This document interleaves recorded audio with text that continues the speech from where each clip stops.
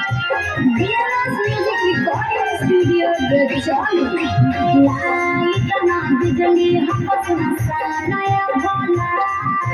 Langit na bijali हमको सुना या भोला. के तू भी सदा ना भाग गौरा के तू भी सदा ना भाग गौरा झूठा हो क्या हो ना परेशान या भोला. झूठा हो क्या हो ना परेशान या भोला. के तू भी सदा ना भाग गौरा के तू भी सदा ना भाग गौरा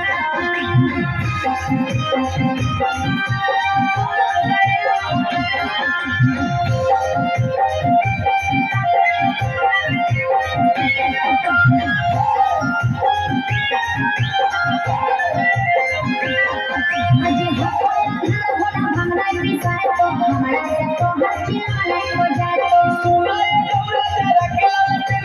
हमरा लिया अजी हमरा से नहीं तो अजी भगवान भोला भंगड़ा पिसाए तो हमारा से तो हर चीज मलाई हो जाए तो.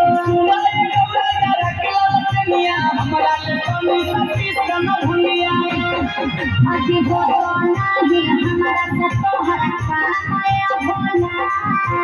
भगवाना ही हमारा से तो हर काम आया भोला.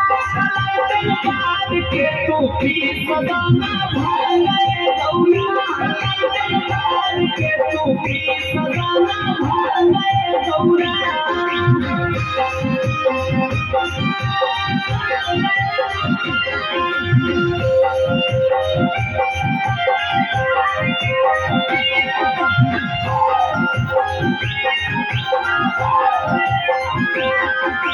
सुनाया सानी तू कर हो जायती चल जाए तो नहीं हम तो हर बार दोती.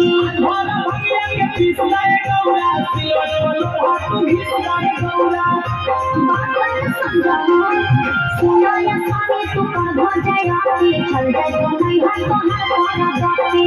भोला भैया के पिसलाए गौरा सिलोट लोहा तू घिसलाए गौरा नशा तो खाली रहो हो ध्यान या भोला.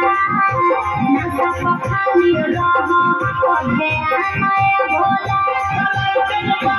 के तू भी सदा ना भाग गौरा के तू भी सदा ना भाग गौरा